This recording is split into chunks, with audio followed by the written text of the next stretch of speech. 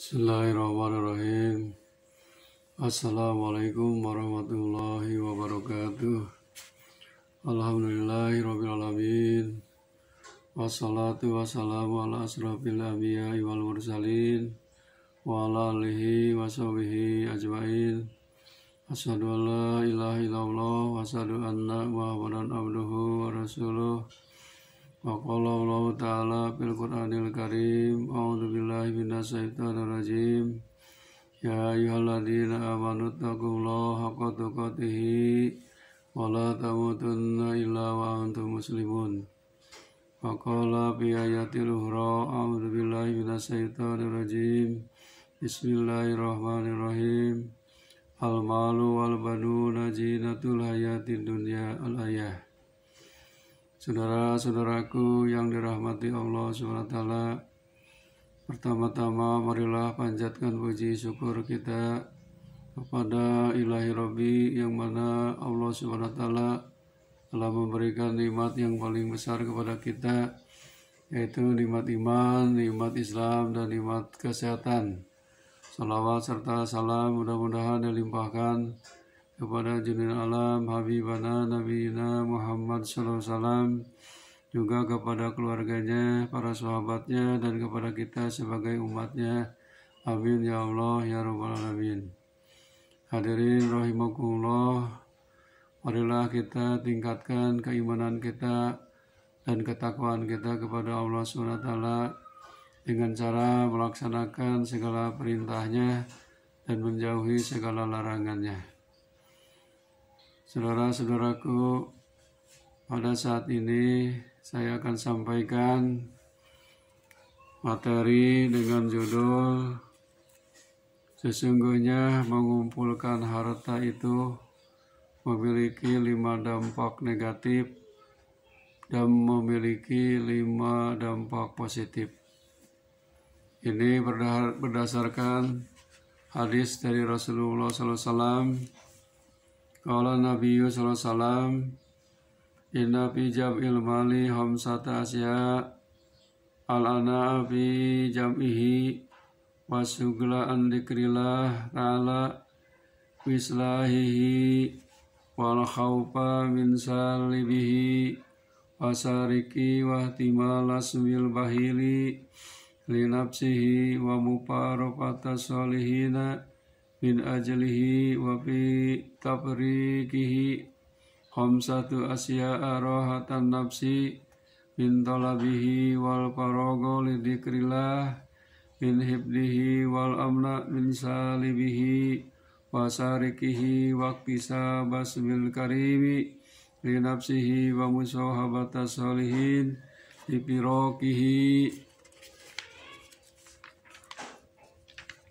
yang artinya Nabi SAW telah bersabda, sesungguhnya mengumpulkan harta itu memiliki 5 dampak negatif. Yang pertama,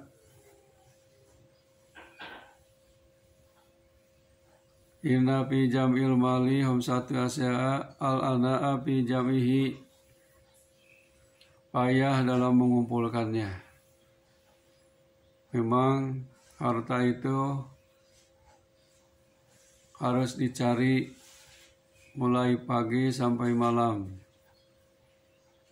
Tetapi dalam mengumpulkannya itu kita memerlukan pengorbanan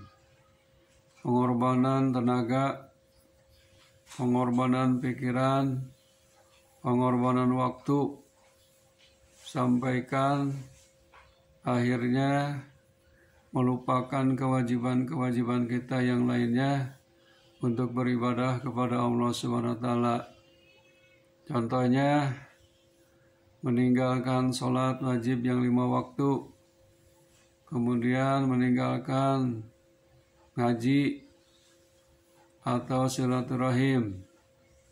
Maka dalam mencari harta itu memang payah, capek, sampaikan banting tulang, bercucuran air keringat. Tidak ada yang tidak capek mencari harta. Apalagi kalau orang-orang yang susah mencari sesuap nasi pun, apalagi zaman sekarang harus susah-susah, harus berkorban dengan tenaga dan pikiran. Jadi memang ini memiliki harta tapi dampaknya negatif, tidak membawa keberkahan. Apalagi kalau hartanya dicarinya dari jalan yang salah, dari jalan yang haram, yang dilarang oleh Allah Subhanahu wa taala. Contohnya korupsi, mencuri, menipu, dan lain sebagainya. Itu semua dikumpulkan harta. Mengumpulkan harta itu boleh, tapi kita harus tahu aturannya. Menurut aturan Allah SWT, cara mencarinya harus yang halal, dikeluarkannya juga harus yang benar. Dari harta memang dicarinya sangat susah sekali, dampaknya banyak negatifnya, banyak gangguannya, banyak kerintangannya, sampai-sampai menghalang-halangi untuk beribadah kepada Allah SWT. Yang kedua,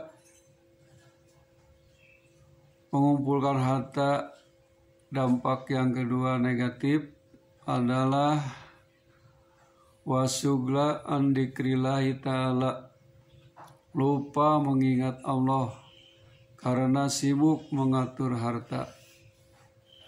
Kalau harta sudah banyak, melimpah ruah, maka akhirnya lupa kepada Allah.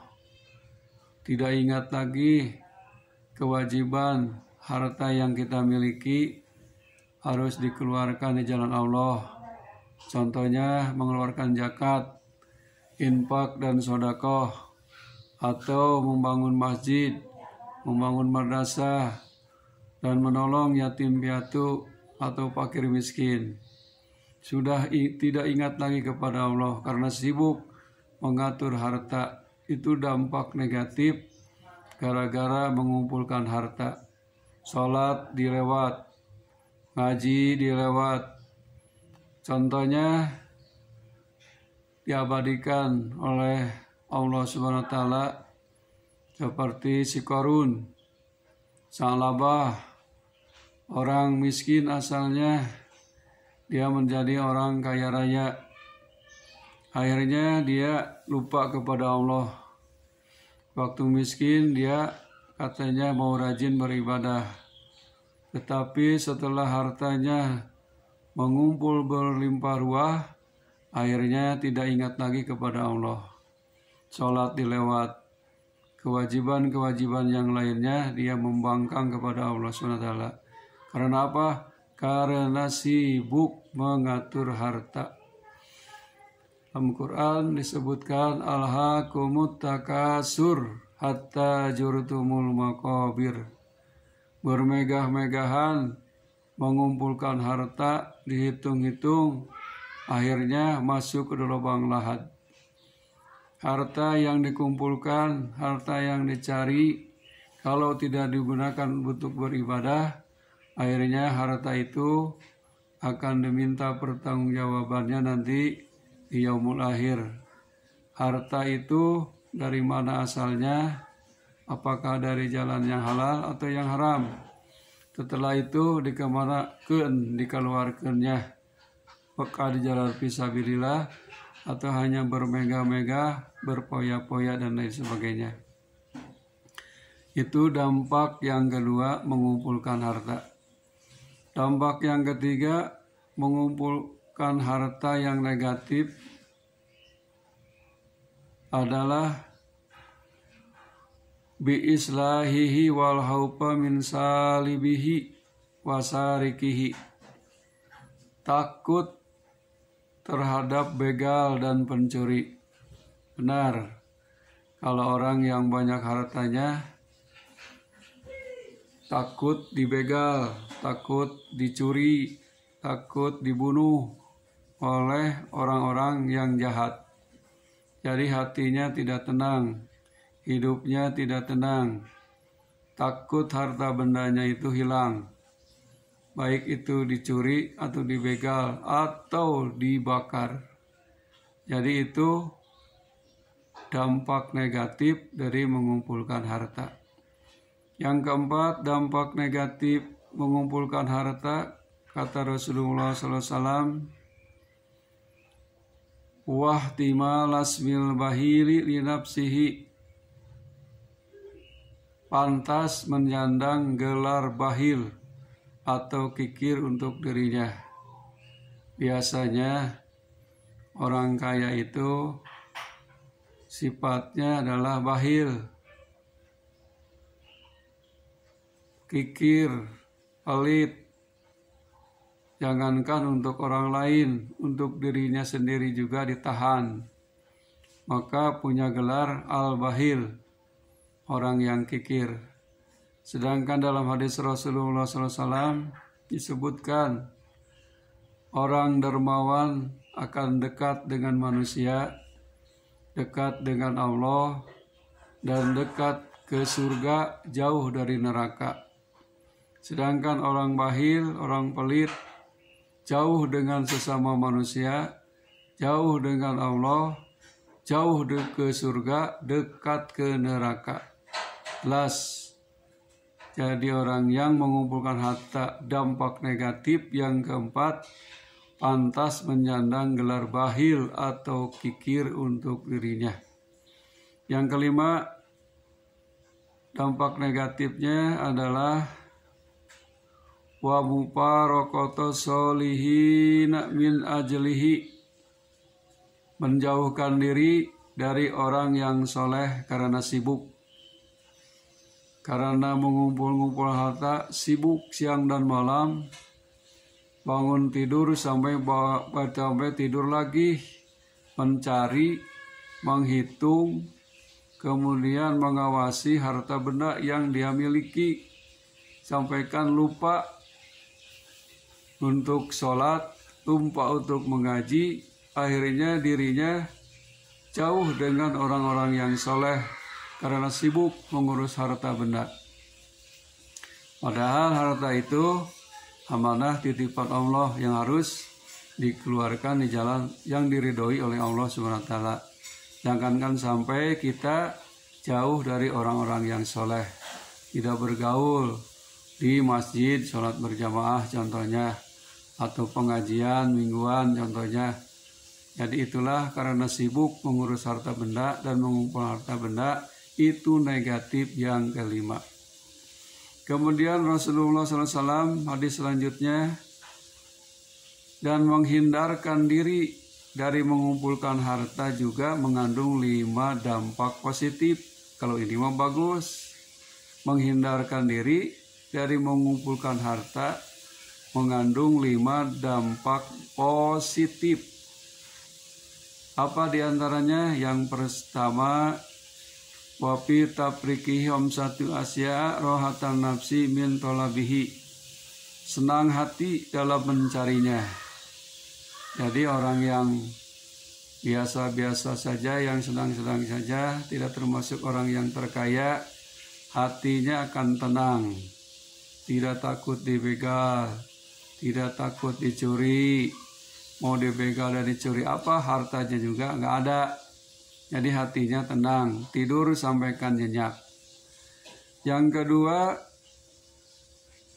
wal farogo lidikrillahi min hibdihi, positif menghindarkan diri dari mengumpulkan harta itu. Yang kedua, banyak waktu untuk mengingat Allah. Benar, kalau kita menghindar mengumpulkan harta, banyak waktu untuk mengingat Allah, untuk berzikir kepada Allah, untuk sholat gampang, untuk mengaji gampang, karena tidak disibukkan dengan harta yang melimpah ruah. Yang ketiganya, merasa aman dari begal dan pencuri. Wal amna min salabihi wasarikihi, aman. Mau dibegal apa, harta juga nggak ada. Mau dicuri apa, harta bendanya juga tidak punya. Jadi aman badannya, aman hartanya. Yang keempat, dampak positif dari menghindari mengumpulkan harta benda. Waktisabas bil karim li nafsihi wa musahabatas solihin li parokihi. Pantas menyandang gelar Al-Karim. Apa itu Al-Karim? Orang yang mulia di sisi Allah. Nah, jadi orang yang tidak mengumpulkan harta terus-terusan, dia akan mendapat gelar Al-Karim, orang yang mulia di sisi Allah, karena banyak mengingat kepada Allah SWT. Yang terakhir, orang yang menghindar mengumpulkan harta, dampak positifnya adalah dapat bergaul dengan orang yang soleh. Wa musahabata solihina li pirokihi. Dapat bergaul dengan orang yang soleh. Karena tenang hidupnya, tidak disibukkan dengan harta, maka banyak bergaul dengan orang soleh.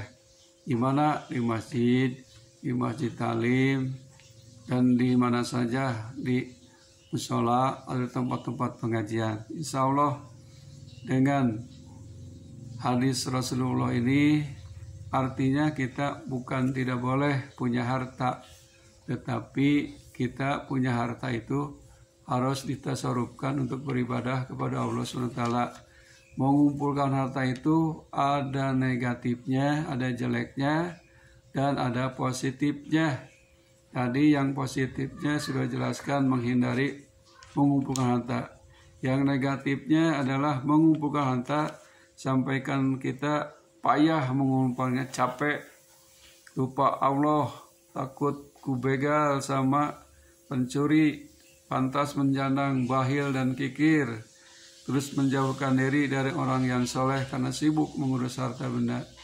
Hadirin rahimakumullah, mudah-mudahan satu hadis ini menjadi peringatan atau tadkirah dan ibroh, pelajaran bagi kita bahwa kita ini tidak boleh terkecoh, tertipu dengan kehidupan dunia.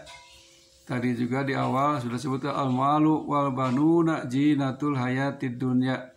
Al-malu wal banuna, harta benda dan anak cucu kita itu jinatul hayatid dunya, itulah perhiasan dunia.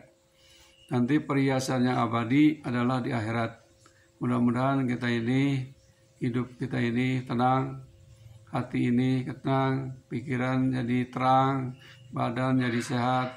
Mudah-mudahan kita nanti kalau diambil oleh Allah SWT dalam meninggal, mudah-mudahan dalam keadaan husnul khatimah. Amin ya Allah ya rabbal alamin. Wabillahi taufiq wal hidayah. Assalamualaikum warahmatullahi wabarakatuh.